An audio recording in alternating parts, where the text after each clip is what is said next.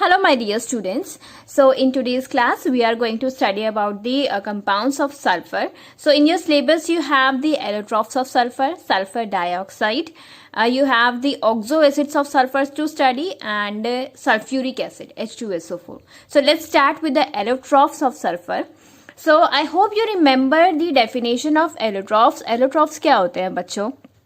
When atoms of the same element, यहाँ पर sulphur का एटम्स जो हैं वो अरेंज करेंगे in a different manner to give rise to the different chemical and the physical properties, but same क्या होगा? सेम आपकी फिजिकल स्टेट सेम रहेगी. जैसे कि आप यहाँ पर पढ़ेंगे alpha sulphur, beta sulphur and eta sulphur, so तीनों जो है सॉलिड स्टेट में एग्जिस्ट करेंगे. ठीक है, वो हुआ आपका सेम फिजिकल स्टेट, बट इनकी प्रॉपर्टीज जो है वो डिफर करेगी, फिजिकल प्रॉपर्टीज, क्योंकि प्रॉपर्टीज जो है बच्चों वो अरेंजमेंट पर डिपेंड करती है. So let's start. You have the alpha sulphur, जिसे आप रोहम्बिक सल्फर भी बोलते हैं. रोहम्बिक सल्फर का जो शेप होता है बच्चों, इट इज ऑक्टाहीड्रल. तो आपको मैं एक रफ सा आइडिया दे दूं शेप का, ताकि आप रिमेंबर कर सकें. इस तरीके से ब्लॉक जैसा आपका स्ट्रक्चर होगा रोहम्बिक सल्फर का. ठीक है, एंड बीटा सल्फर की बात करें तो ये मोनोक्लिनिक सल्फर इसे हम कहते हैं, क्योंकि इसकी शेप अगर आप देखेंगे तो आपको जनरल सा जो लेमन लैंग्वेज में आप देखेंगे तो ये नीडल्स लाइक, पतली पतली इसकी नीडल्स लाइक स्ट्रक्चर होता है मोनोक्लिनिक सल्फर का. ठीक है, तो स्टेबिलिटी की बात हम जाने यहाँ पर. अल्फा सल्फर जो है वो 369 केल्विन से नीचे नीचे ही स्टेबल रहता है, एंड बीटा सल्फर जो है वो अबव 369 केल्विन पर भी स्टेबल रह सकता है. ठीक है, alpha sulphur below 369 kelvin, beta sulphur stables above 369 kelvin. दोनों ही जो आपकी ये अल्फा और बीटा सल्फर है S8 के मॉलिक्यूल हैं. ठीक है, बट इनकी अरेंजमेंट डिफरेंट है. बट जनरल जो S8 का मॉलिक्यूल है वो आपको पता होना चाहिए, वो पकड़ रिंग या फिर क्राउन शेप जो आप सामने देख रहे हैं, क्राउन लाइक स्ट्रक्चर होता है जनरली S8 के मॉलिक्यूल का. Is that clear? तो यहाँ पर एक बात आती है ट्रांजिशन टेम्परेचर की. ट्रांजिशन टेम्परेचर क्या हुआ बच्चों? 369 केल्विन से नीचे नीचे आपने जाना कि अल्फा सल्फर, 369 केल्विन से ऊपर बीटा सल्फर स्टेबल रहता है, बट 369 केल्विन पर चेंज आ रहा है ना, ट्रांजिशन टेम्परेचर. ठीक है, 369 केल्विन पर आपकी दोनों फॉर्म स्टेबल रहती है, and this temperature is known as transition temperature. Is that clear? Then last one जो आपका एलोट्रॉफ है वो है ईटा सल्फर. ईटा सल्फर आपका साइक्लो S6 का मॉलिक्यूल होता है, साइक्लिक होगा S6 का मॉलिक्यूल. ठीक है, आप कह सकते हैं कि चेयर फॉर्म ऑफ सल्फर होती है. चेयर लाइक स्ट्रक्चर है ना, देखो इसका लग रहा है चेयर लाइक स्ट्रक्चर. S6 का मॉलिक्यूल जो है it has the chair like structure, and this allotrope is known as eta sulphur. Is that clear? इतना ही आपको यहाँ पर जानने की जरूरत है about the allotropes of sulphur. अब यहाँ पर एक बहुत ही इंपॉर्टेंट क्वेश्चन फॉर्म होता है कि which form of sulphur shows the paramagnetic behaviour and why. ठीक है, सल्फर की कौन सी फॉर्म पैरामैग्नेटिक बिहेवियर शो करेगी? सो यहाँ पर यू शुड नो कि एट एलिवेटेड टेम्परेचर, बहुत ज़्यादा हाई टेम्परेचर पर, लगभग 1000 केल्विन के आसपास जो सल्फर है वो वेपर फेज में एग्जिस्ट करता है, एंड वेपर फेज में आपका S2 का मॉलिक्यूल डोमिनेंट होता है. ठीक है, वेपर फेज में, सल्फर के वेपर फेज में S2 का मॉलिक्यूल डोमिनेंट होता है, एंड S2 के मॉलिक्यूल की अगर आप जो आपने मॉलिक्यूलर ऑर्बिटल थ्योरी के जो डायग्राम्स पढ़े हुए हैं उस तरीके से आप डायग्राम बनाते हैं, सो यू विल सी कि वहां पर एक अनपेयर्ड इलेक्ट्रॉन्स होते हैं anti bonding pi star orbital में. ठीक है, एंड अगर anti bonding pi star orbital में आपके अनपेयर्ड इलेक्ट्रॉन्स पड़े हैं, सिंपली अगर अनपेयर्ड इलेक्ट्रॉन्स हैं आपके पास, तो वो पैरामैग्नेटिक बिहेवियर शो करता है. So you have to answer like this. In vapour phase sulphur partly exist as S2 molecule. Vapour phase में जरूरी नहीं है कि पूरा का पूरा सल्फर S2 मॉलिक्यूल में होगा, ठीक है, एग्जिस्ट करेगा, बट डोमिनेंट रहता है. Partly exist as S2 molecule which has the 2 unpaired electrons in the anti bonding pi star orbital like O2, and hence exhibits the paramagnetism. So this is one of the important question for your exams. So that's all about allotropes of sulfur. So let's study about sulfur dioxide now. This one is the fifth compound of a group 16 elements जो आपको study करना है, that is sulfur dioxide. So first of all you have to know about the preparation. Prepare कैसे किया जाता है sulphur dioxide को. Simply आप बर्न करेंगे सल्फर को इन एयर और ऑक्सीजन में तो आपको सल्फर डाइऑक्साइड मिलेगा H+O2. सिंपल सी आपकी रिएक्शन है, SO2 आपको दे देगी. अलॉन्ग विथ 6 to 8% SO3 भी आपको साथ में मिलेगा. सेकेंड है by treating a sulphide with dilute sulphuric acid. Sulphide ion होता है आपका बच्चों SO3 2 नेगेटिव. ठीक है, ये आपको किसी भी सॉल्ट से मिल जाएगा. ठीक है, कि कोई आपको ऐसा सॉल्ट लेना है जहां से आपको ये सल्फाइड आयन मिले. ठीक है, SO3 2 नेगेटिव अगर आप इसे ट्रीट करते हैं डाइल्यूट सल्फ्यूरिक एसिड के साथ तो आपको क्या क्या मिलेगा. आप प्रिपरेशन कर रहे हैं SO2 की तो SO2 साथ मिलेगा ही मिलेगा, साथ में वाटर का molecule. Is that clear. Simple सी रिएक्शन है. आपको क्या क्या दिख रहा है, सल्फर, ऑक्सीजन और हाइड्रोजन दिख रहा है ना. तो यहाँ पर सिंपल से सल्फर डाइऑक्साइड और वाटर आपके प्रोडक्ट्स में आपको मिलेंगे. नेक्स्ट है इंडस्ट्रियली आपका जो SO2 प्रोड्यूस किया जाता है, it is a by product of roasting of sulphide ores. I hope you remember, आपने general principle and processes of isolation में ये चीज पढ़ी हुई है. ठीक है, रोस्टिंग के प्रोसेस में आपको सल्फर डाइऑक्साइड बहुत ज्यादा बाय प्रोडक्ट में मिल रही थी जिसे आप यूज कर रहे थे for the preparation of sulphuric acid. तो यहाँ पर भी आपको ये ध्यान में रखना है कि like you have taken the sulphide और लाइक आयरन का ले लिया FeS2, उसे आपने रोस्ट किया, दैट इज ऑक्सीजन के प्रेजेंस में हीट करना है आपको. रोस्टिंग क्या होती है कि ऑक्सीजन की प्रेजेंस में आप हीट करते हैं ओर को. So you will get Fe2O3, that is आपको ऑक्साइड मिल जाएगा आयरन का, साथ में sulphur dioxide as a bye product. But यहाँ पर इस रिएक्शन के लिए यहाँ पर जो हम सल्फर डाइऑक्साइड की प्रिपरेशन कर रहे हैं, सो this one is the main product for us. Is that clear. Now let's discuss about the properties of sulphur dioxide. ठीक है, फर्स्ट प्रॉपर्टी है आपकी कि सल्फर डाइऑक्साइड जो है it is a colourless gas with a pungent smell. ठीक है, pungent smell होती है इसकी. And highly soluble in water, water में हाईली सोल्यूबल होता है. लिक्विफेबल है at the room temperature under a pressure of 2 atmosphere. ठीक है, इजिली आप लिक्विफाई भी कर सकते हैं सल्फर डाइऑक्साइड को. यहाँ पर कुछ रिएक्शंस हैं जो कि इंपॉर्टेंट है, ध्यान से देखेंगे. SO2 वाटर के साथ रिएक्ट करके आपका H2SO3 that is sulphurous acid आपको देगा. ठीक है, SO2 वाटर के साथ मिक्स करके, ये गलती नहीं करेंगे बच्चे, H2SO4 नहीं लिखेंगे. सिंपल सा आपका एडिशन रिएक्शन है. देखिए H2SO3. Is that clear. Next है ये सल्फर डाइऑक्साइड आपका किसी बेस के साथ रिएक्ट करेगा. अब ये जो होता है ना सल्फर डाइऑक्साइड, ये थोड़ा एसिडिक होता है. ठीक है, बेस के साथ रिएक्ट करके सिंपल से आपको सॉल्ट दे रहा है Na2SO3 साथ में वाटर. ठीक है, salt plus water. And further आप इसको अगर ट्रीट करते हैं सल्फर डाइऑक्साइड के साथ एंड वाटर ऐड करते हैं, you will get sodium hydrogen sulphide NaHSO3. Is that clear. So these reactions are similar to carbon dioxide. जो कार्बन डाइऑक्साइड का बिहेवियर होता है with the alkalis, so this is similar like those reactions. Is that clear. Next है sulphur dioxide अगर chlorine के साथ react करता है in presence of charcoal, you will get sulphuryl chloride. Simple see ये भी एडिशन रिएक्शन है SO2Cl2. Is that clear. सो यहाँ पर प्रोडक्ट रिमेंबर करने में आपको कोई भी दिक्कत नहीं आनी चाहिए. नेक्स्ट है आपकी सल्फर डाइऑक्साइड की रिएक्शन अगर हम ऑक्सीजन के साथ करवाते हैं इन presence of catalyst like vanadium pentoxide, तो आपको क्या मिलने वाला है, SO3 का मॉलिक्यूल मिलेगा. ठीक है, एडिशन रिएक्शन नहीं है यहाँ पर, कहीं आप दोनों ऑक्सीजन को ऐड करके SO4 लिख दें. No, this is not like that. SO2 जब भी ऑक्सीजन के साथ रिएक्ट करेगा आपको SO3 का मॉलिक्यूल मिलने वाला है. Is that clear.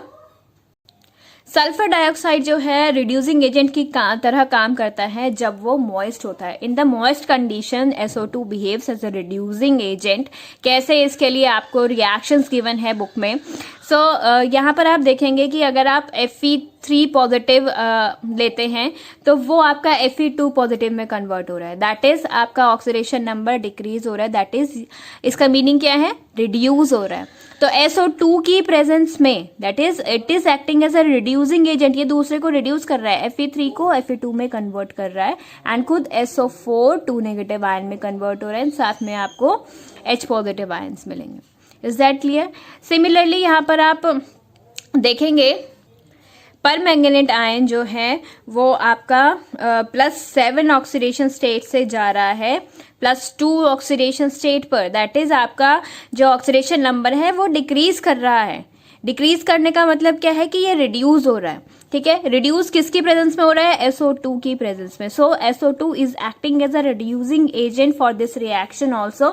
So this reaction is an important test जो आपको इंडिकेट कर सकता है for the presence of SO2 के मॉलिक्यूल की, ठीक है। अगर KMnO4 डीकलराइज हो जाता है इन प्रेजेंस ऑफ SO2 सो हम कह सकते हैं कि डेफिनेटली वहां पर SO2 प्रेजेंट है।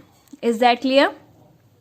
Now resonance form of SO2 का मॉलिक्यूल जो है ना बच्चों, अगर आप इसकी हाइब्रिडाइजेशन निकालेंगे इट इज sp2 हाइब्रिडाइज्ड, ठीक है। एंड बॉन्ड एंगल जो है इसमें 119.5 डिग्रीज होता है।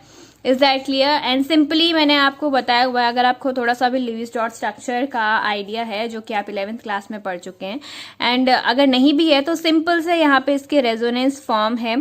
सल्फर है, 2 ऑक्सीजन है, एक के साथ ये डेफिनेटली डबली बॉन्डेड है, एक के साथ सिंगली बॉन्डेड है। डबली बॉन्डेड ऑक्सीजन के पास जो है हमेशा 2 लोन पेयर्स होते हैं एंड सिंगली बॉन्डेड ऑक्सीजन के पास हमेशा 3 लोन पेयर्स प्रेजेंट होते हैं, लाइक दैट, ठीक है।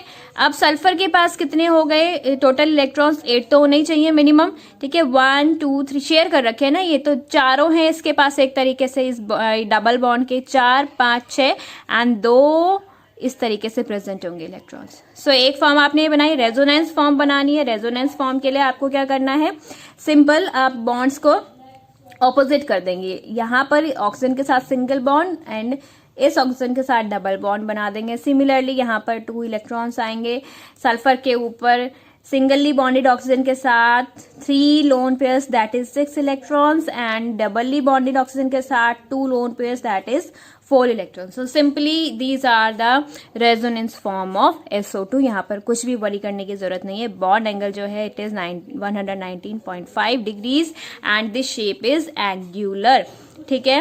कुछ भी यहाँ पर कंफ्यूजन का प्रॉब्लम नहीं है आपको। Is that clear?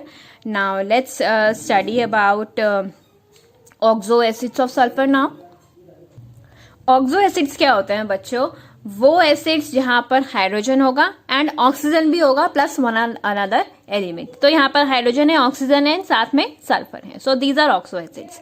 तो सल्फर के आपके पास 4 ऑक्सो एसिड्स है जो आपको पढ़ने हैं। First one is sulphurous acid that is H2SO3, ठीक है, नाम ध्यान में रखेंगे। सेकेंड सल्फ्यूरिक एसिड कॉमन है H2SO4, पर oxo di sulphuric acid that is H2S2O8 के मॉलिक्यूल को हम पर ऑक्सो डाई सल्फ्यूरिक एसिड बुलाते हैं। And fourth one is pyrosulphuric acid. Pyrosulphuric acid का एक बहुत ही फेमस सा नाम है ओलियम, जो एंड मॉलिक्यूल है आपके पास H2S2O7। सो इनके स्ट्रक्चर्स बनाने हैं आपको जो कि बहुत बहुत बहुत ईजी है, ठीक है। ऑक्सो एसिड्स ऑफ फॉस्फोरस आप पढ़ चुके हैं, सो उनसे काफी ईजी है ये।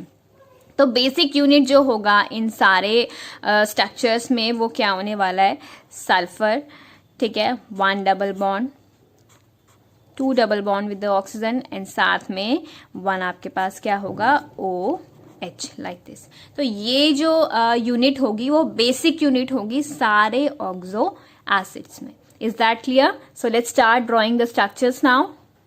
One thing which I should mention here कि ये जो बेसिक यूनिट है सारे ऑक्सो एसिड्स में होगी एक्सेप्ट फर्स्ट वन H2SO3, क्योंकि वहां पर आप देखेंगे जब आप स्ट्रक्चर ड्रॉ करेंगे तो you will come to know कि why this one I am writing here except H2SO3 that is except H2 आपके सल्फ्यूरस एसिड के अलावा सारे ऑक्सो एसिड्स में ये बेसिक यूनिट होने वाली है। So let's draw the structures, start drawing the structures. First one is sulphurous acid, sulphurous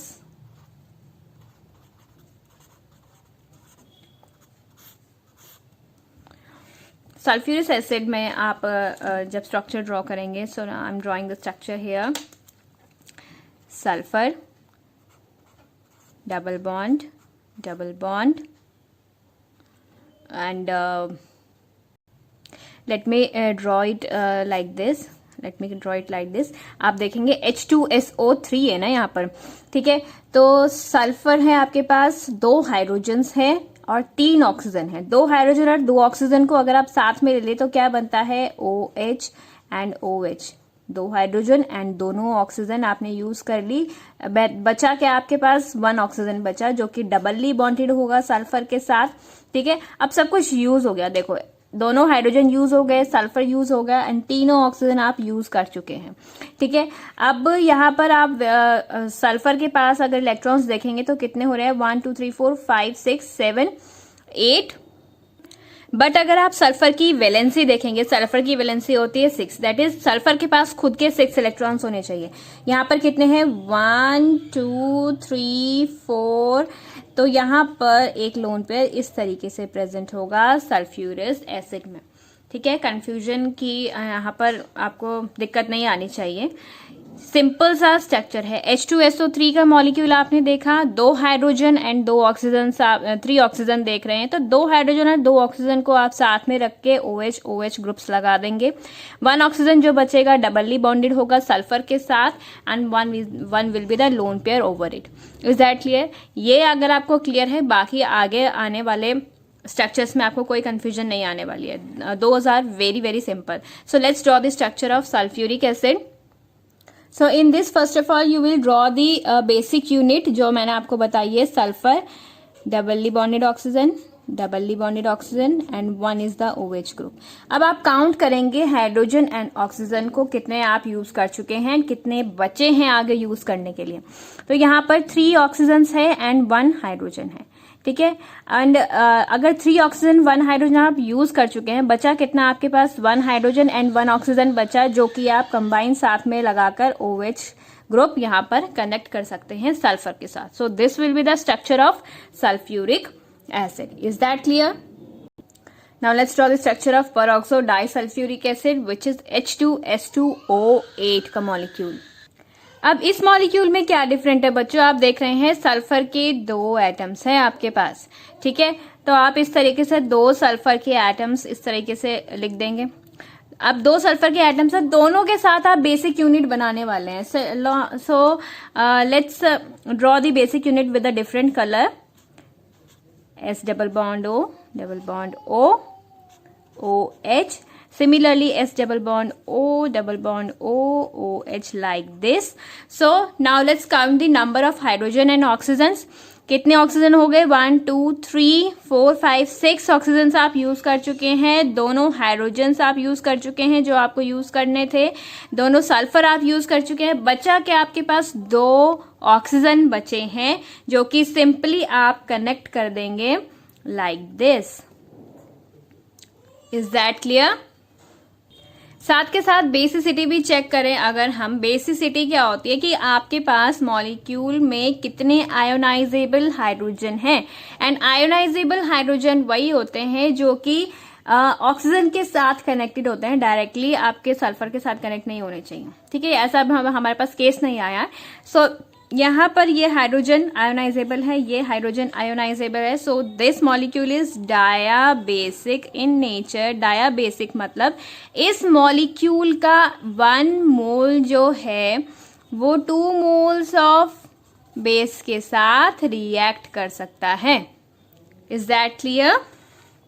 let's check the basicity of sulphuric acid also. Sulphuric acid में भी आपके पास 2 आयोनाइजेबल हाइड्रोजन है, so this one is also dibasic. So I hope you can easily check the basicity of these acids. Sulphurous acid की भी एक बार check कर लेते हैं। सल्फ्यूरिक एसिड में भी आपके पास 2 आयोनाइजेबल हाइड्रोजन्स है जो कि ऑक्सीजन से कनेक्टेड है, that is it is also dibasic in nature. Is that clear? Now we are left with the fourth one, pyrosulfuric acid, that is oleum. So oleum का स्ट्रक्चर भी आपको काफी easy feel होने वाला है. ठीक है, अब आपने पैरोक्सो डाइसल्फ्यूरिक एसिड पढ़ चुके हैं. सो ओलियम है आपके पास मॉलिक्यूल H2SO7 का सिमिलर सा स्ट्रक्चर है. ठीक है, बेसिक 2 सल्फर के एटम्स है आपके पास, दोनों सल्फर के एटम्स को इस तरीके से लिख देंगे. बेसिक यूनिट क्या है? Double bond O, double bond OOH, double bond O, double bond OOH. Is that clear? Now let's count the number of oxygen hydrogen. 1 2 3 4 5 6. 6 oxygen हो चुके हैं, दोनों हाइड्रोजन यूज हो चुके हैं, दोनों सल्फर एटम्स यूज हो चुके हैं. So we are left with the 1 oxygen which will draw like this. इस तरीके से दोनों सल्फर एटम्स ऑक्सीजन के एटम से कनेक्ट कर देंगे आप लोग. So this is the structure of oleum. इसकी बेसिसिटी भी आप चेक करेंगे. This one is also dibasic in nature. Is that clear? So we are done with the oxo acids of sulfur. I hope मैंने आपके लिए काफ़ी easy कर दिया ये topic. Now we are left with the sulphuric acid. So let's complete it also. Sulfuric acid.